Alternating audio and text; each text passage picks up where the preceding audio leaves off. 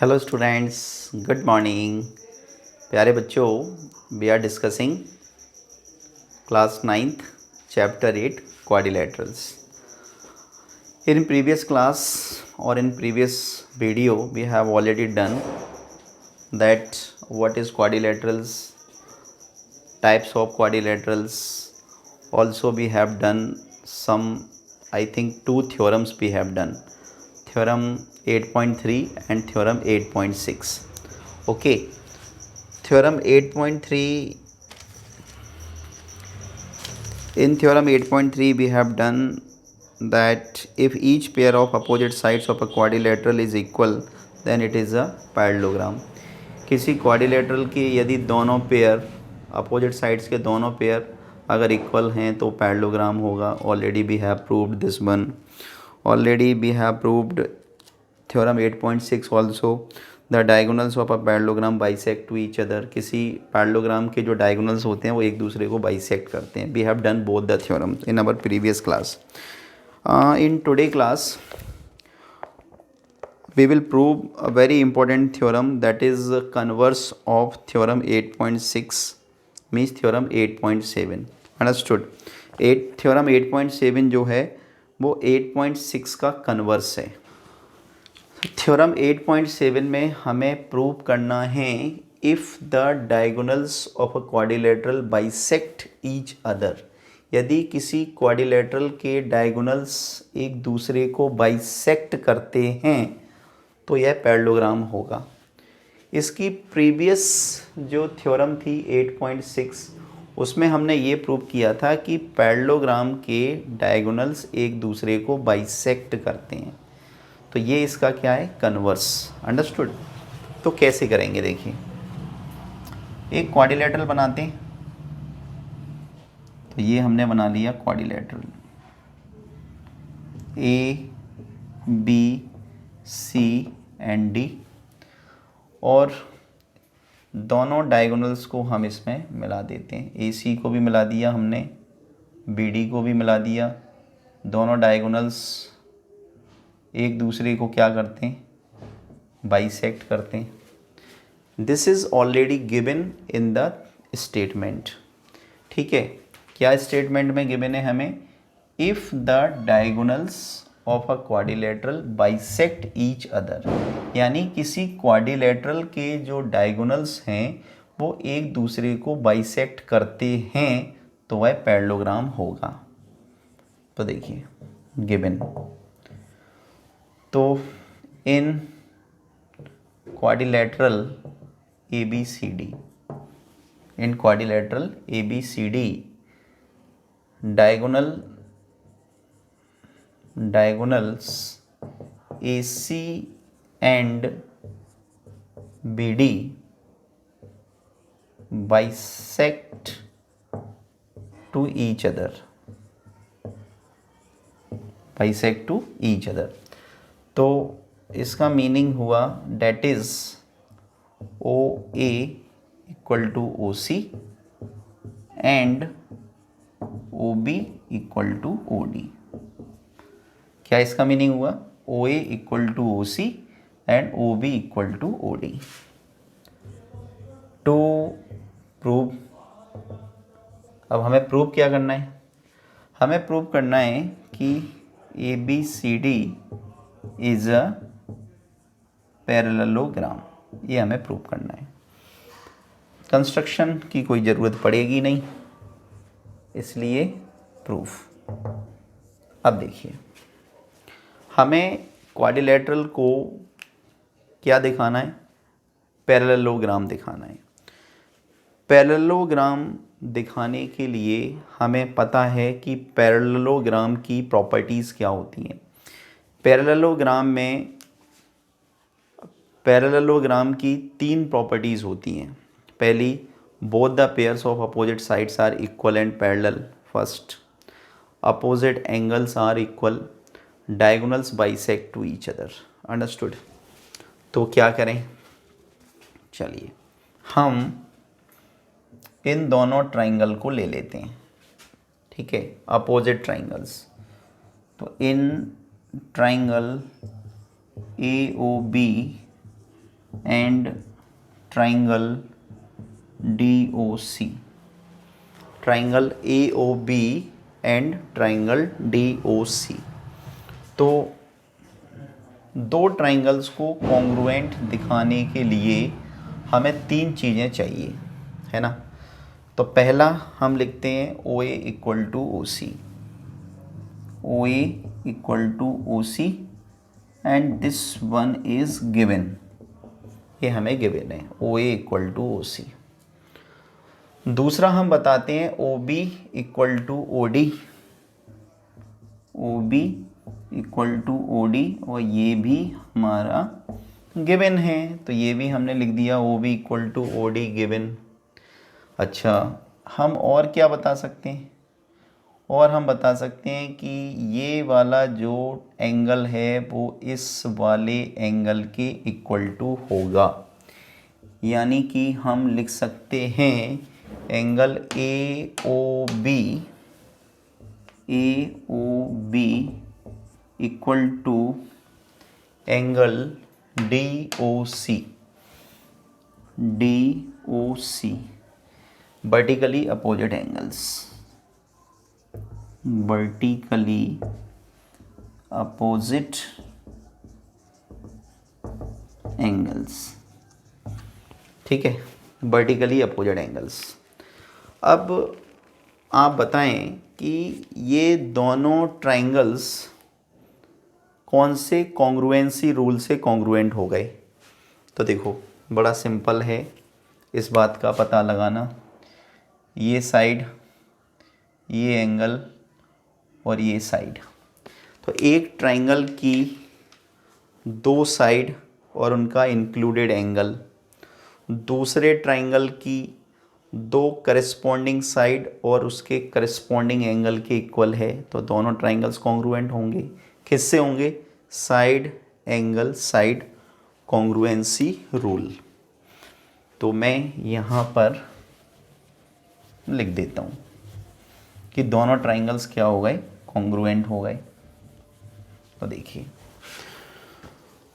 दोनों triangles congruent हो गए, तो triangle AOB is congruent to DOC by side angle side congruency rule। अब दो triangles, if two triangles are congruent then their corresponding parts are equal। अगर दो triangles congruent हैं तो उनके करस्पॉन्डिंग पार्ट्स भी इक्वल होते हैं। तो ये वाला जो एंगल है वो इस वाले एंगल के इक्वल टू होगा, और ये वाला जो एंगल है वो इस वाले एंगल के इक्वल टू होगा। तो therefore angle OAB equal to angle OCD and angle OBA equal to angle ODC by CPCT। अब क्या करेंगे? तो हमने दो ट्राइंगल्स को सबसे पहले कॉन्ग्रुएंट दिखाया, कॉन्ग्रुएंट दिखाने के बाद बाय CPCT हमने उनके करस्पॉन्डिंग पार्ट्स को इक्वल लिख दिया। अब आप गौर से देखो कि ये वाला एंगल और ये वाला एंगल अल्टरनेट एंगल हैं, ये वाला एंगल और ये वाला एंगल ये भी ऑल्टरनेट एंगल हैं। तो हम क्या लिख सकते हैं? तो हम ये लिख सकते हैं कि ओके, तो हम यहाँ पे लिख सकते हैं but these angles are alternate angles।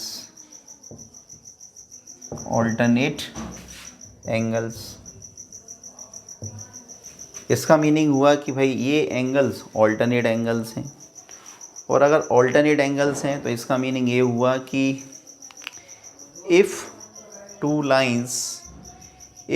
Lines are intersected by a transversal line, है ना, ये थ्योरम है, this is the theorem. If two lines are intersected by a transversal line and if one pair of alternate angles are equal, the lines will be parallel। अगर दो lines को एक transversal line intersect करे और one pair उनका कैसा हो, alternate angles का इक्वल हो, तो वो लाइंस कैसी होती हैं, पैरेलल। तो इसका मीनिंग ये हुआ कि A B parallel to D C, A B parallel to D C, और A B parallel to D C, then definitely what we can also write by CPCT से हम ये भी तो लिख सकते हैं, जैसे हमने यहाँ पे लिखा है कि OAB इक्वल टू OCD। हम इसको जो सेकंड वाला है इसको हम नहीं लिखते यहाँ पे, हम इसको ये नहीं लिखते, ठीक है, हम यहाँ पे लिखते हैं AB equal to DC and AB equal to DC। Okay, तो इससे क्या हो गया कि AB इक्वल टू DC, मतलब ये अपोजिट साइड्स इक्वल हो गई।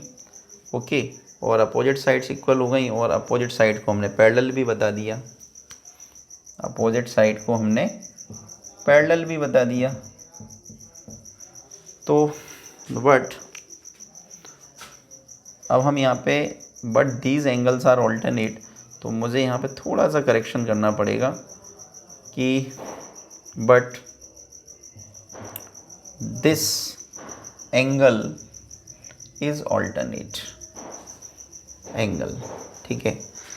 तो one pair of opposite sides are equal and parallel, यानी कि इस क्वाड्रिलेटरल में अपोजिट साइड्स का one pair equal and parallel हमने बता दिया।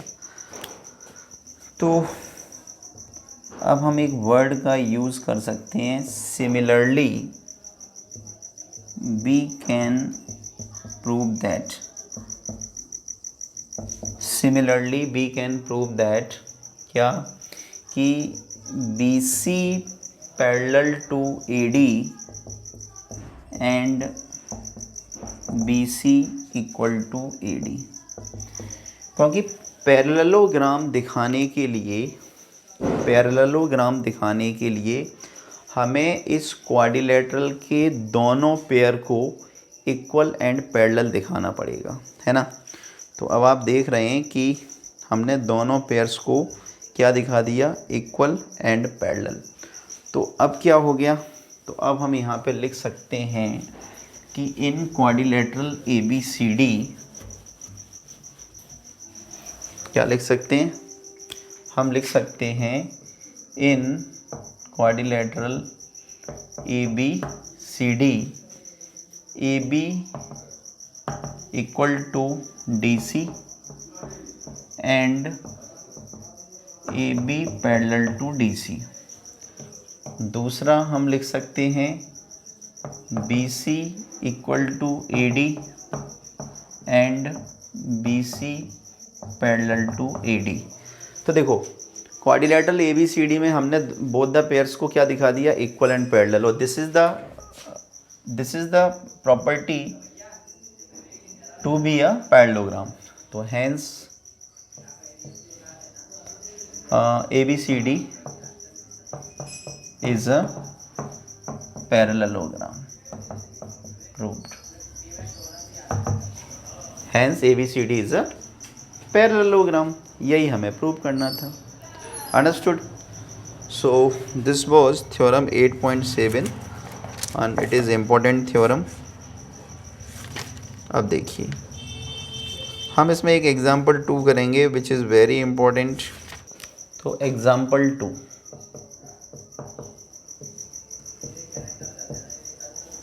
ऑन पेज 142,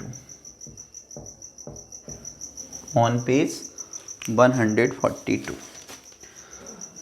देखिए क्या है। Example 2, show that the diagonals of a rhombus are perpendicular to each other. Rhombus के डायगोनल्स एक दूसरे पर परपेंडिकुलर होते हैं, ये हमें प्रूव करना है। अब रोम्बस क्या होता है ये हम आपको ऑलरेडी बता चुके हैं। रोम्बस की ऑल साइड्स इक्वल होती हैं, डायगोनल्स एक दूसरे पर परपेंडिकुलर होते हैं, है ना। तो देखिए हमें क्या प्रूव करना है, हमें प्रूव करना है show that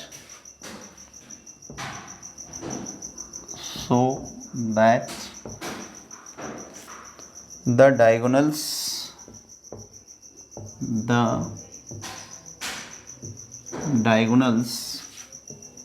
of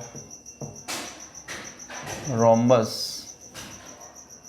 are perpendicular to each other. Okay, what we have to prove? We have to prove show that the diagonals of rhombus are perpendicular to each other. तो एक rhombus बनाते हैं। This is rhombus ABCD, ये इसके diagonals हैं AC and BD। Okay, और ये एक दूसरे पे क्या होते हैं, परपेंडिकुलर होते हैं, ये हमें बताना है। परपेंडिकुलर का मीनिंग होता है 90 डिग्री का एंगल बनाते हैं। तो हम यहाँ पे लिखते हैं सबसे पहले गिवन। तो गिवन में हमें क्या गिवन है, रोम्बस। तो in rhombus ABCD, in rhombus ABCD, और रोम्बस में ऑल साइड इक्वल होती हैं, तो AB equal to BC equal to CD equal to DE। Okay, all four sides are equal of rhombus. To prove what we have to prove? We have to prove that diagonals are perpendicular to each other, means angle AOB is perpendicular to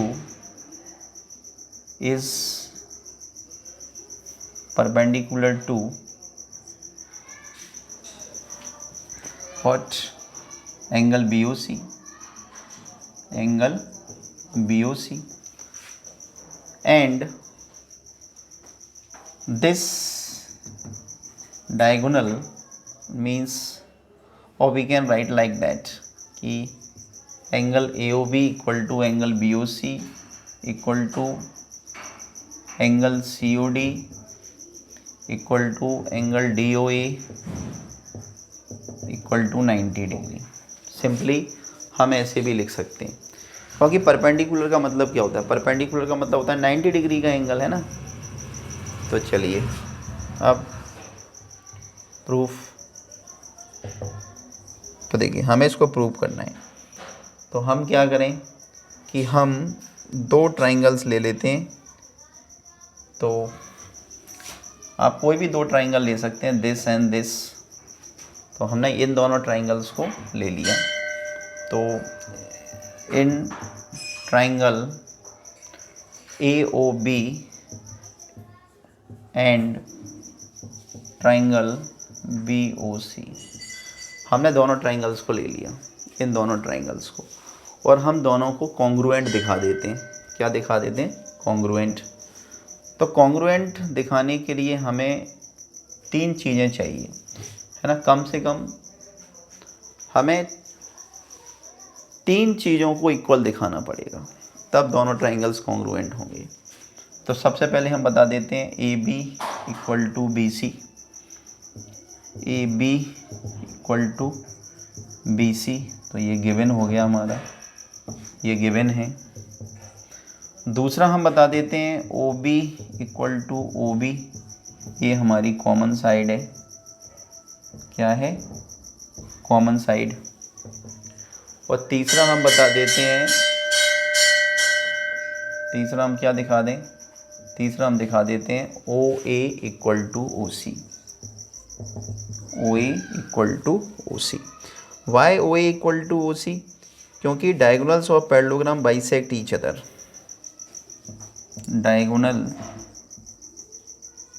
diagonals of parallelogram bisect to each other। Parallelogram के जो diagonals होते हैं वो एक दूसरे को bisect करते हैं। अब आप मुझसे ये पूछ सकते हैं कि सर लेकिन ये तो पैरेललोग्राम है ही नहीं, ये तो रोम्बस है। तो इस बात को याद रखिए कि rhombus is also parallelogram. Rhombus भी एक पैरेललोग्राम होता है। अंडरस्टूड। तो ये साइड और ये साइड, तो एक ट्राइंगल की तीनों साइड दूसरे ट्राइंगल की तीनों करस्पॉन्डिंग साइड के इक्वल हैं। तो हम यहाँ पे लिख सकते हैं कि triangle AOP is congruent to triangle BOC by triple S congruency rule. By triple S congruency rule. तो ये दोनों ट्राइंगल्स को हमने कॉन्ग्रुएंट कर दिया ट्रिपल S से। अब दो ट्राइंगल्स अगर कॉन्ग्रुएंट हैं तो CPCT से उनके करस्पॉन्डिंग पार्ट्स भी इक्वल होंगे। तो करस्पॉन्डिंग पार्ट्स को हम देखो इक्वल बताते हैं। तो ये वाला जो एंगल है वो इस वाले एंगल के इक्वल टू हो जाएगा। तो हम यहाँ पे लिखते हैं therefore angle AOB equal to angle BOC by CPCT, यानी कि corresponding parts of congruent triangles. ठीक है, यानी करस्पॉन्डिंग ट्राइंगल्स के करस्पॉन्डिंग पार्ट्स। अब क्या करें? अब देखिए, अब आप अच्छी तरह से जानते हैं हमने आपको लीनियर पेयर बताया है।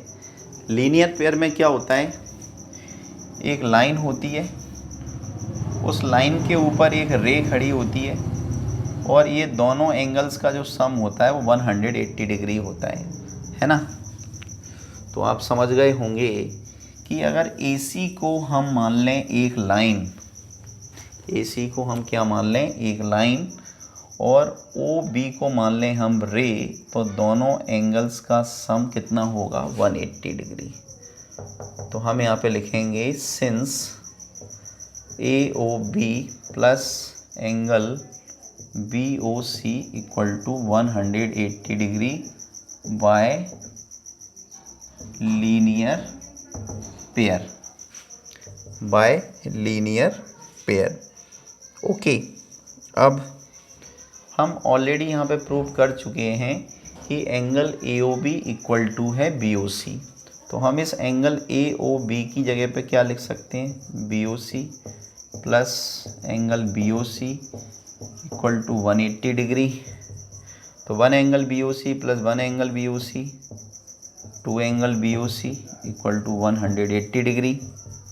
और यहाँ से जब हम BOC की वैल्यू कैलकुलेट करेंगे तो 180 डिग्री बाई 2, और 2 से हम जब इसको काट देंगे तो दिस विल बी 90 डिग्री। तो BOC इक्वल टू 90 डिग्री।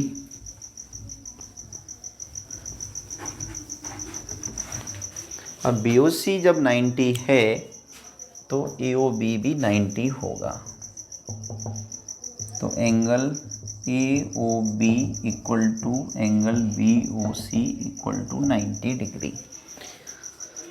हमने ये प्रूव कर दिया कि this angle equal to this angle equal to 90 degree, मतलब angle AOB is perpendicular to angle BOC। Similarly, what we can do? Similarly, we can prove that. Similarly, we can prove that. तो इसी प्रकार हम prove कर सकते हैं।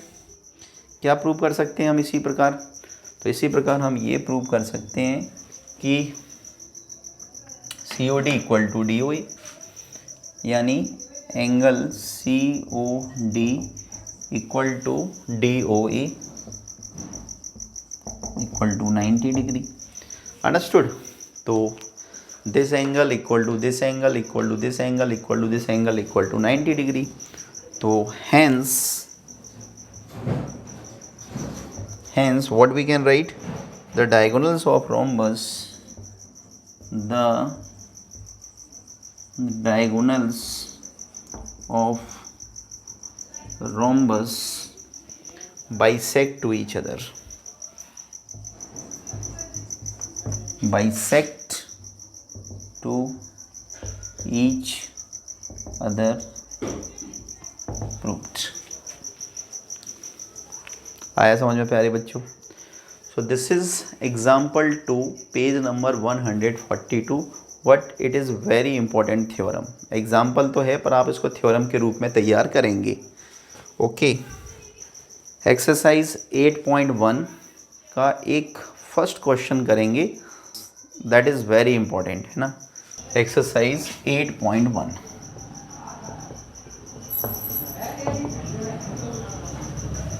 Question number first. तो देखते हैं क्या है क्वेश्चन नंबर फर्स्ट। सबसे पहले इसकी रीडिंग करते हैं। The angles of quadrilateral are in the ratio 3:5:9:13। किसी क्वाड्रिलेटरल्स के एंगल्स का रेशियो 3:5:9:13 है। Find all the angles of the quadrilateral. तो इस क्वाड्रिलेटरल के ऑल एंगल्स फाइंड कीजिए। तो हम सबसे पहले कर लेते हैं लेट।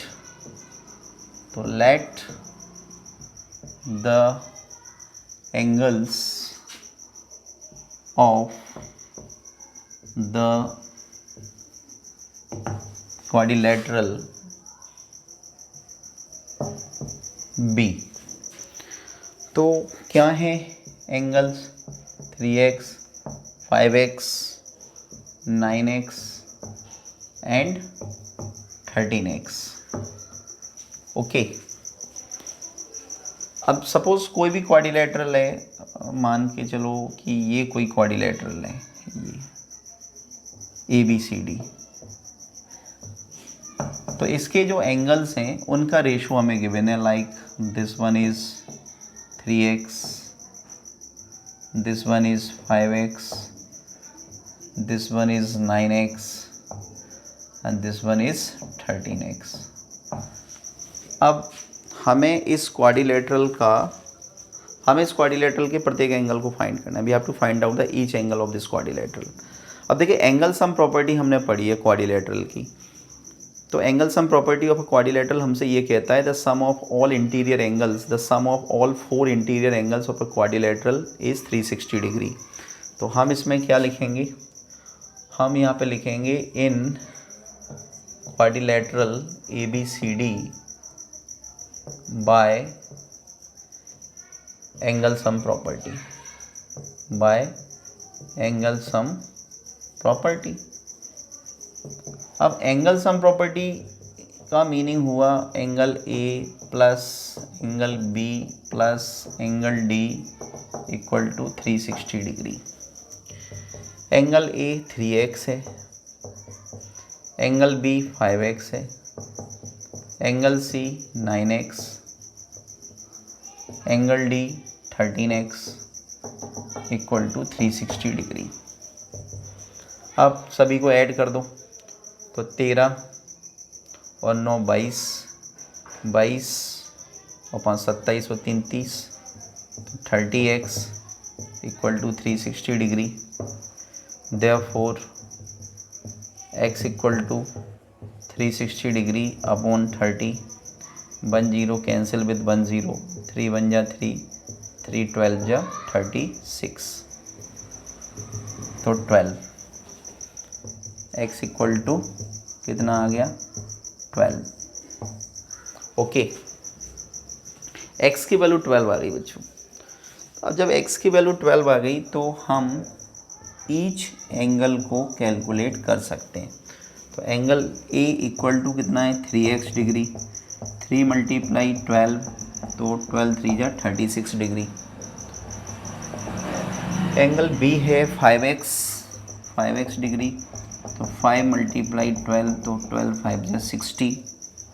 एंगल सी है हमारे पास 9x, तो 9 मल्टीप्लाई 12 तो 12 9 जा 108 डिग्री। एंगल डी है हमारे पास 13x, तो 13 इंटू 12 तो 12 × 36 की 6 कैरी 3 और 12 और 3 15 तो 156 करके देख लेना। 12 × 36 की 6 हासिल 3, 12 के 12 और 3 15 बिल्कुल ठीक।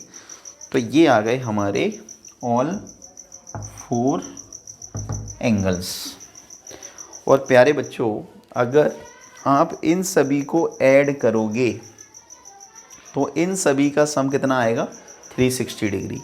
आप चाहें तो करके भी देख सकते हैं। देखो 6 और 8 14, 14 और 6 20, तो 20 का 0 2 कैरी, तो 3 और 2 5, 5 और 6 11, 11 और 5 16, तो 16 का 6 1 कैरी, तो 1 और 1 2 और 1 3, 360 डिग्री।